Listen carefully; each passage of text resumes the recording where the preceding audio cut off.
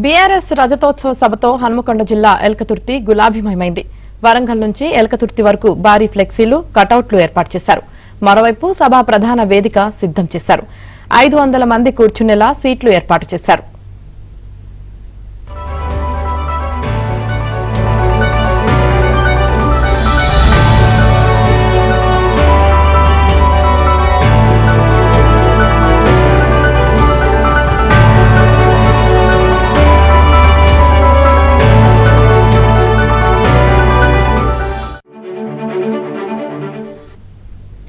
ఇక సభకు సంబంధించి మరింత సమాచారం మా ప్రతినిధి నవీన్ అందిస్తారు. బీఆర్ఎస్ పార్టీ 25 ఏళ్ల ఉత్సవానికి సర్వం సిద్ధమైంది. హన్మకొండ జిల్లా ఎల్కతుర్తిలో రజతోత్సవ సభకు భారీ ఏర్పాట్లు చేసింది. మనం చూస్తున్నాం, ఇప్పటికే వేదిక అయితేనేమి, సభా ప్రాంగణం అయితేనేమి మొత్తం సిద్ధం చేసినటువంటి పరిస్థితి కనిపిస్తుంది. భారీ సభా ప్రాంగణాన్ని, భారీ వేదికను, సభా ప్రాంగణం ఎదుట భారీ వేదికను ఏర్పాటు చేశారు. ఈ వేదిక 500 మంది కూర్చునేటువంటి విధంగా కుర్చీలను ఏర్పాటు చేశారు. బీఆర్ఎస్ అధినేత కేసీఆర్ ఇక్కడి నుంచే ప్రసంగం చేస్తారు. పక్కన కూడా కళాకారులకు సపరేట్గా ఒక వేదిక ఏర్పాటు చేశారు.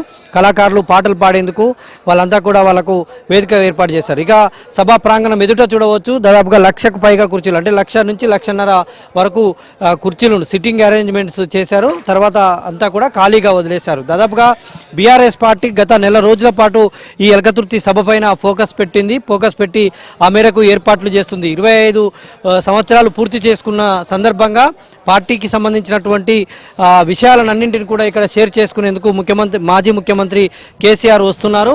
అయితే గతంలో కూడా 2010 డిసెంబర్ 16లో ప్రకాష్ రెడ్డి పేటలో భారీ ఎత్తున సభ నిర్వహించారు. అప్పుడు ఆ సభను మరిపించేలా ఇక్కడ కూడా సభ నిర్వహించబోతా ఉన్నారు.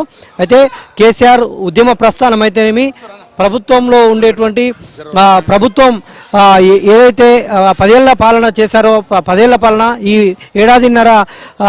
ఏడాదిన్నర ఏదైతే ప్రతిపక్ష నేతగా ఉన్నాడో, ఈ 3 కాలాలను, అంటే ఈ 3 సమయాల్లో కూడా ఆయన చేసినటువంటి వాటినన్నింటిని కూడా ఈ సభా వేదికగా వివరించబోతూ ఉన్నారు. దాదాపుగా 1200 ఎకరాల్లో, అంటే దాదాపుగా 154 ఎకరాల్లో సభా ప్రాంగణం, తర్వాత 1000 ఎకరాల పైచిలకు పార్కింగ్ను కూడా ఏర్పాటు చేశారు. మనం చూస్తున్నాం, ఇప్పుడిప్పుడే కార్యకర్తలు చేరుకుంటున్నారు. ఇప్పటికే సైకిళ్లతోటి, ఎడ్ల బండ్లతోటి, ప్రభా బండ్లతోటి చాలా వరకు కార్యకర్తలు చేరుకున్నారు. ఇటు సూర్యాపేట, నల్గొండ జిల్లా సూర్యాపేట నుంచి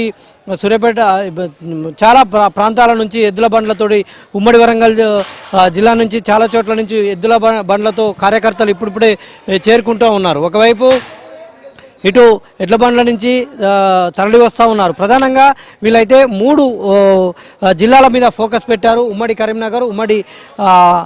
కరీంనగర్, ఉమ్మడి వరంగల్, ఉమ్మడి మెదక్ జిల్లాల మీద ఫోకస్ పెట్టి ఆ మేరకు జన సమీకరణ చేయబోతున్నారు. దాదాపుగా వీళ్ళ అంచనాలు అయితే 10 లక్షల మంది వస్తారని అంచనా వేస్తున్నారు.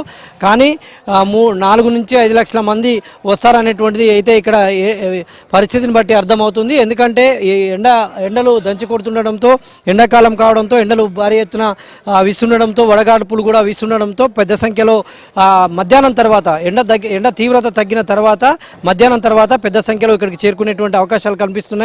కేసీఆర్ కూడా సాయంత్రం 5 గంటలకు ఇక్కడికి రాబోతున్నారు. 5 తర్వాత సభ ప్రారంభం కాబోతుంది. ఈ మేరకైతే అన్ని ఏర్పాట్లు చేశారు. సుదూర ప్రాంతాల నుంచి వచ్చే వారి కోసం అయితే మజ్జిగ ప్యాకెట్లు, వాటర్ బాటిల్స్ అయితే ఏర్పాటు చేసినటువంటి పరిస్థితి కనిపిస్తుంది.